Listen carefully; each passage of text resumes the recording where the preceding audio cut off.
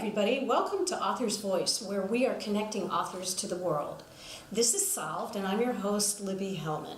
And I am so pleased to have with me today Lisa Unger, who has just come out this past week with a brand new book called Under My Skin, and it is amazing. It's the kind of book that you put aside everything you're supposed to do so you can read it and finish it and figure out what happened. That's how much I loved it. So, welcome, Lisa. Thank you, Libby. Yeah, you're welcome. I'm going to start out by just reading you a little bit about Lisa, and then we'll go into a discussion about the book. And oh, by the way, we have books, as you might see in the background, we have some books for Lisa to sign after the interview. So if you would like a signed copy of Under My Skin, please go to the authorsvoice.net website. And you'll see the directions right below the screen where you're seeing this program. Just click on it and we'll get it out to you as soon as we can. Thanks. Okay, Lisa Unger is the New York Times and internationally best-selling award-winning author of 16 novels, including her new psychological thriller, Under My Skin.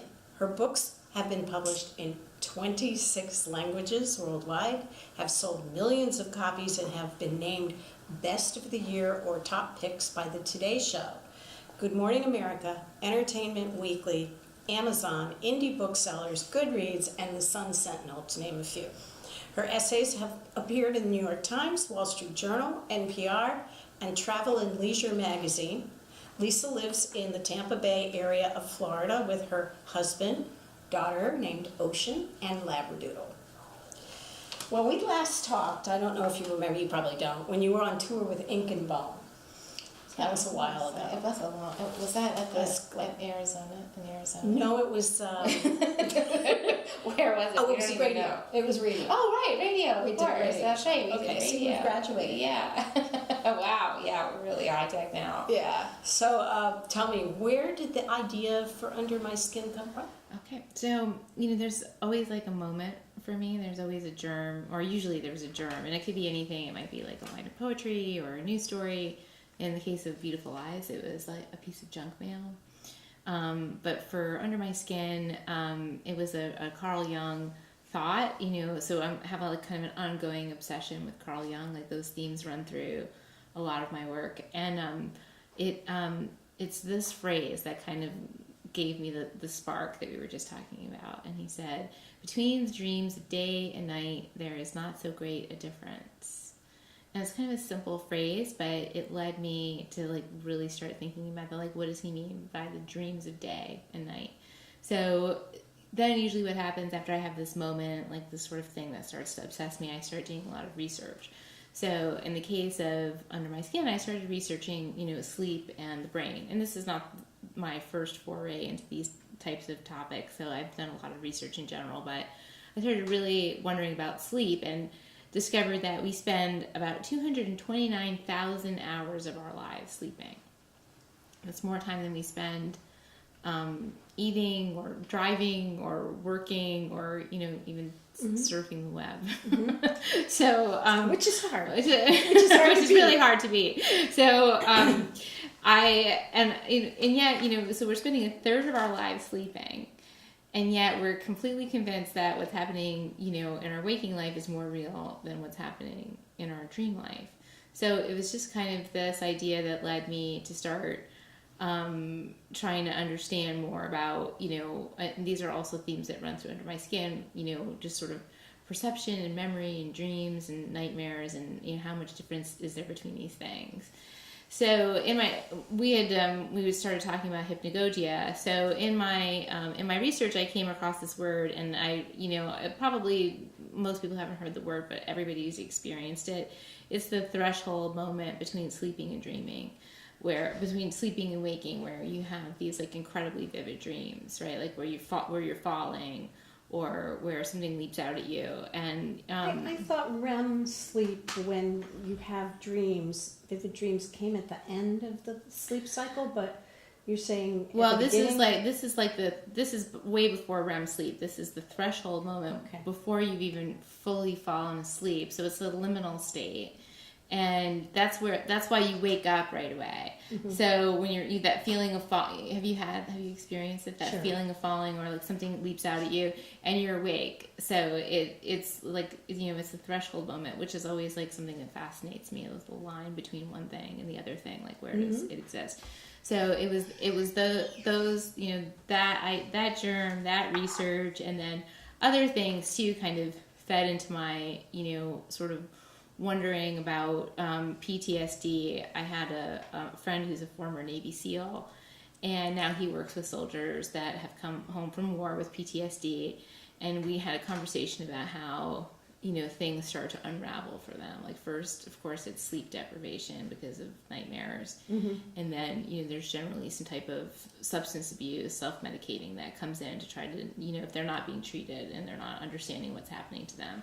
And then as instability sets in, then, the support system might start to unravel. And so, their grip on reality becomes very fragile. And it's a very dangerous place to be. And so I kind of feel like that's where Poppy is at the beginning of Under My Skin. Wow. Yeah. Yeah. So then I start hearing Poppy's voice. So that's how it works. I mean, that's like that's the short answer. That's a short answer. The long answer is that book right there.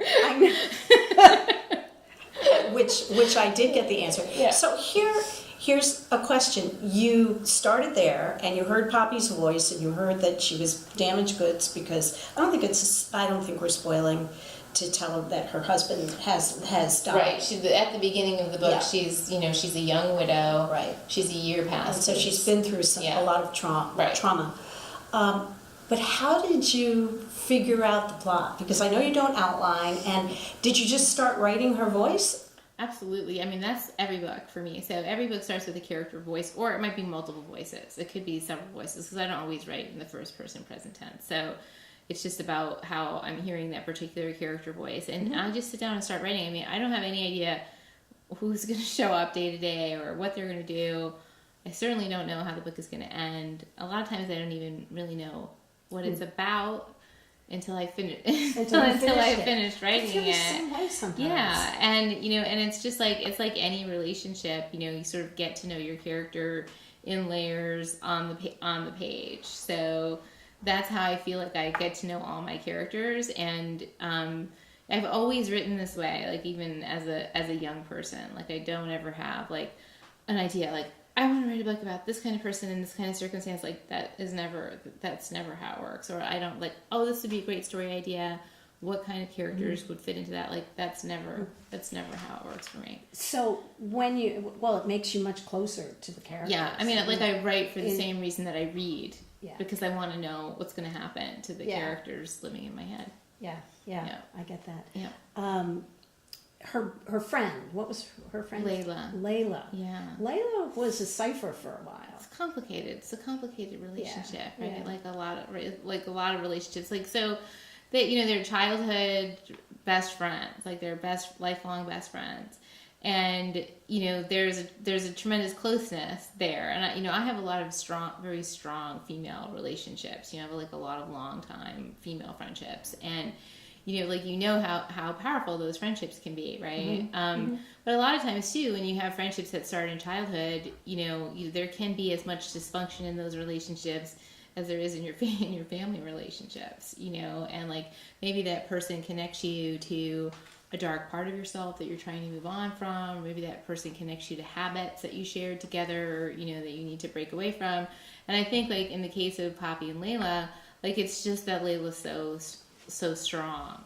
She's so, and then even once she's, become married and become wealthy through her marriage to her husband, she's even more like, I'm going to take care of this. You kind of sit back and let us handle it. And, that's part of Poppy's journey, I think, is to kind of say, no, I can't just, let you control me.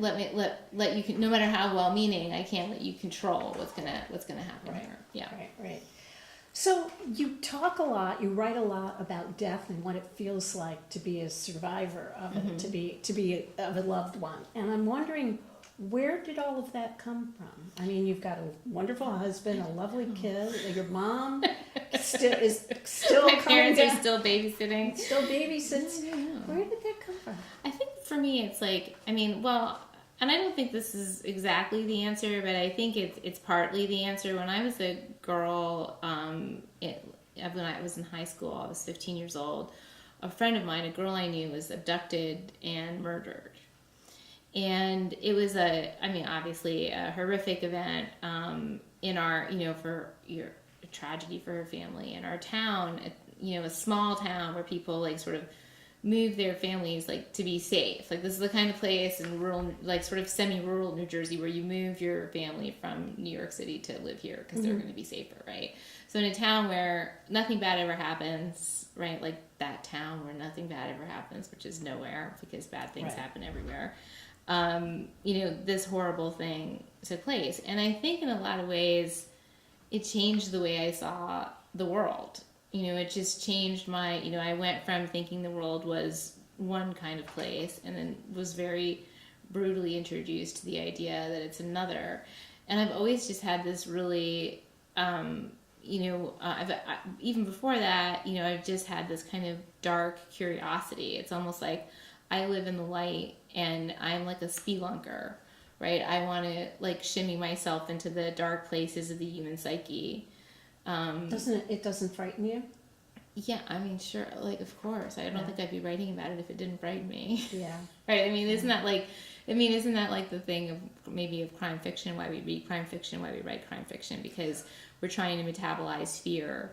Right. Like within the pages of a book, a thriller, a mystery, a crime fiction, there's a beginning, a middle, and an end, right? And so usually within those pages, some type of justice is served. Some type of answer is found, some type of redemption or resolution is achieved. Not so in the real world. Exactly. I mean, there's very little justice to go around in the real world. So I think that that's probably a lot of the reason why I write about these things. And I think for sure that it's why people read about them. Mm-hmm. It's almost like, sort of managing the chaos of the universe. I guess I was thinking, yes, we go dark and we go into people's motivations, but are there any places that you won't go? I mean, are there any boundaries that you won't even cross in your fiction? Well, I always thought there were boundaries that I wouldn't cross, and every time one by one I do it. I cross it. It's almost like when I say, I am never going to write about this type of thing, then, immediately my subconscious is like, oh yeah, well, let's see how that works out for you. Yeah. So I don't really censor myself in that way. Maybe I should. I don't know. Because, I mean, it's really pretty inspiring. You straddle the line between literary and suspense. Thank you. And you do it beautifully, and you do it without, like I told you before, I'm really jealous because it seems so fine-tuned and so natural, and of course she would use that adjective, and of course she would use that anecdote, and it probably, who knows where it came from, and that's what I want to know. How did that come about? Did you I suppose, when did you know you were going to focus in on crime fiction as opposed to going the literary route, because you clearly could have done either?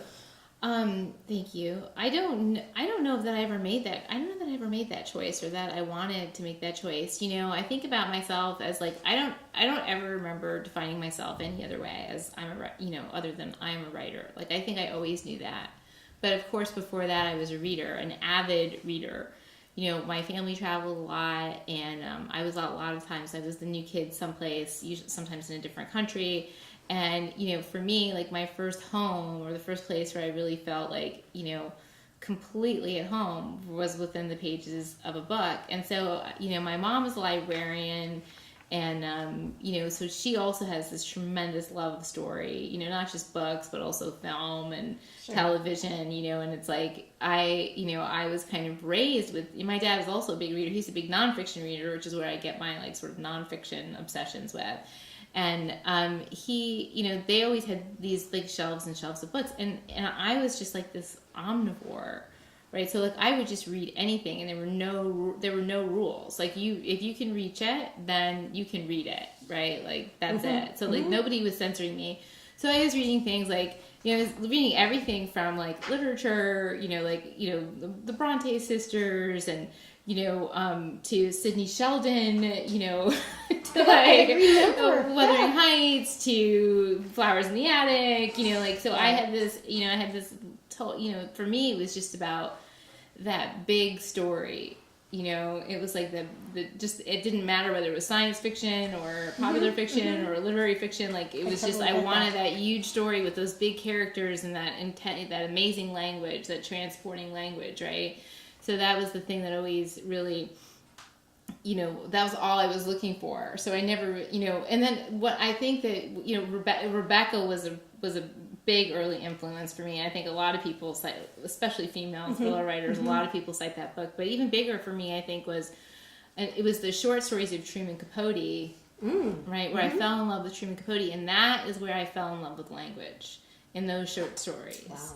And I, because he just is, he's such a beautiful writer, and he like so had his finger on the pulse of, sort of the sad, frail human heart, and it really sort of, those stories really transported me. And then later, but, still at an inappropriately early age, I read In Cold Blood. And that is that's a true crime book. Sure. It's the first, I think, first true crime book. And in that book gave me permission to be who I am as a writer, because I felt like I realized you could write about the darkest and most heinous aspects of human nature, but you could do it with empathy and compassion and with beauty. Yes, you did. You did. So I hear question totally irrelevant. Yeah. Do you think he wrote parts of To Kill a Mockingbird? There's that endless discussion. I couldn't speculate, but I would doubt it. I mean, he may have, they had a relationship, so he may have, been involved in early drafts, but I don't know. I mean, how can we speculate about that? I don't know. It's a parlor game. Is there actual evidence? Like, or is it just speculation? No, I think at this point, well, and now somebody's going to write in and say, no, there is this. Right, okay, well, if there's evidence, I want to know what it is. Okay, yeah, I mean, I would too. So I think, a lot of it comes down to the patience. You need patience when you're a writer, particularly when you're starting out and you're not that good, or you're not a master of the words. And what keeps me going, and I wonder if it does you, is just the love of language, the love of words. Absolutely. And finding exactly the right arrangement of words to convey a feeling or a scene or something. Oh yeah, I mean absolutely. Like I'm still in love with language. I'm in love with character. I'm in love with the human, like the idea of like what makes us who we are. These are the themes that kind of run through all the books. Like identity and is it nature versus nurture, and our position in our family and our position in society and how that impacts our decisions. And but yeah, I mean I feel like what drives me even now is that I feel like every day when I sit down to write, I can be a better writer than I was yesterday. And that every day, I believe, I don't know if it's true or not, but every day I believe it. And I believe that every book I write can be better than the book that came before it. And that is the thing that, that really motivates me more than anything else. Do you know what the challenge is going to be in each book, or is it just the story? You just want to write the story better? I just want to write it better than I wrote the last one. Dig deeper, get cleaner, really hone in on language, use the right sentence, like even down to like that level, absolutely. So it's like that, that's the biggest driver for me. Yeah, good for you. What was your day job before you became a full-time writer? I worked in publishing. I was a book publicist. Yeah, and so I was a writer, like I mentioned always, and my dad was an engineer, and he thought, wow, that's really nice that you can string a few coherent sentences together, but you should get a job, like a real one. But, the people pay you for it, right? I was like, well, yeah, I guess so. So I was a writer in college, and I graduated with a writing and literature degree from the New School for Social Research and Eugene Lane College, and my dad was like, great, you basically just took basket weaving for the last 4 years. How are you going to parlay this into a career for yourself? So I went into publishing, because what else was I going to do, really? So, which was like kind of the closest thing to following my dreams without actually pursuing it. And so then I was like, I was a book publicist for like almost 10 years. Were you really? Yeah, I was. I guess I didn't know that. Yeah, and so unfortunately I was actually really good at it. So my job just kept getting bigger and bigger. And then the time I spent writing got smaller and smaller. And then all of a sudden you have a big corporate job and you're like, living in New York City. And it's like, I had a moment though, I had an epiphany where, I realized that I was going to have to look back at myself like sort of 5 years, 10 years down the road and go, you know what, you never even tried. You never even tried to do it. And I couldn't live with that. So that's when I got very serious about it, writing every day. And it took me about 1.5 years from that point to finish my first novel. But I began that novel when I was still in college, when I was 19 years old. So it actually took me about 10 years. First? Angel Fire. Angel Fire. Yeah. Right. And that actually did get published in 2002. So it took me a long time to finish it, but it did actually find its way into the world. Did you have aside from your parents and your family, did you have a mentor, someone that, I think I read that you, at the new school, there was someone there that you really connected with? Yeah, I had a lot of amazing writing teachers. I mean, I really did. But I would say the biggest influence I had was I started at NYU, and I had a writing teacher there, a guy by the name of Mark Crawford. And I came to school, thinking that I was pretty good at what I did, because that's what I had been told by all my previous teachers. And he wasn't that impressed. He was like, you're okay, but, you're not that good. And I was like, oh, really? And so I wound up, like, just having this, just, like, this special kind of relationship with him where he really, he taught me to be, a halfway decent writer. Like, I think maybe I was, like, had some kind of inkling of talent, like childish talent, but then he actually taught me that I had a lot more to learn, which is, I think, a good place to be in any craft. Is there any one thing that he taught you that you remember above all else? I actually don't remember any specific lesson from him, except that I had to rewrite everything like 100 times. And I think like that was just the lesson. Like, there's no one's ever going to teach you how to be a better writer. But you teach yourself by being forced to rewrite something over and over again for an exacting person who knows what he's talking about. And then when he finally goes, all right, this is pretty good, like whatever. And he basically was one of the people that convinced me to leave NYU and go to the new school. Because he was like, you'll get some, you get some really excellent teachers there. And I did. I learned from Mark Statman, who's a very accomplished poet, and Susan Laurie Parks, who's a Pulitzer Prize winning playwright. Eleanor Bader, I took journalism from her. Marina Budos, who's a novelist, she was one of my teachers. Jaime Enrique, who taught the form of the novel. So I had some amazing teachers at the school, and they really impacted me tremendously. Yeah. Wow. And I had like important English high school teachers too, who were very, very meaningful to me. So you're basically on a 1 book a year schedule. Yeah. Do you find that wonderful, or do you find that a pressure? No, that's perfect for me. I'm good with that. Yeah, it's harder for me. It's harder for me not to write than it is for me to write. Like, I'm unhappy when I'm not writing. So you've already finished the next book. I have. Yeah, it's done. I have. It's in edit. I just got my like sort of second round of like smaller editorial changes. So I'm pretty much, it's close to being where. Wow. What's the title going to be? No. Okay. Okay. We can't even get into titles. That's a whole other. Got it. I understand. I totally get it. So you do have you do write standalones now, but you have some recurring characters like the psychic.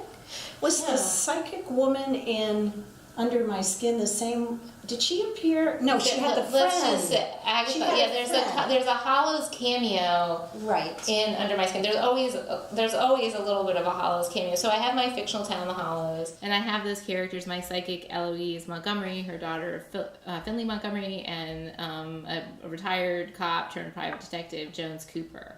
And so those are like my obsessive, like recurring characters. but the Hollows is always trying to get into every book. It's always I'm always like, every once in a while I'm like, I just can't write about the Hollows right now, but it's always trying to find its way in. So there will definitely be more books about that. But all of those books are kind of like, it's not exactly a series. It's like they're chain linked by the place and by the character. So you could drop into, any of my books works as a standalone. But there's an actual way that I want people to read, and if you go to my website, you can find that. I guess I didn't know that. Yeah. There's if you really you can read any way you want, and there is a perfectly rich experience for you. But if you wanted to know how I envision my ideal way that people would read, it's on my website. Oh, okay, folks, and it's lisaunger.com, right? It's lisaunger.com. Okay. So have you ever wanted to write something completely different? Well, you do write nonfiction, right? Are you still kind of writing? You mean just the essays and stuff that I've done? I've done a few essays. Usually they're because I've been asked to do them. I have really enjoyed doing that. And I've been recently just kind of fell in love with the short story. I've written a lot of short stories over the years, but over this past year I got asked to do a couple of things that were really, really exciting for me. So usually I need a lot more words,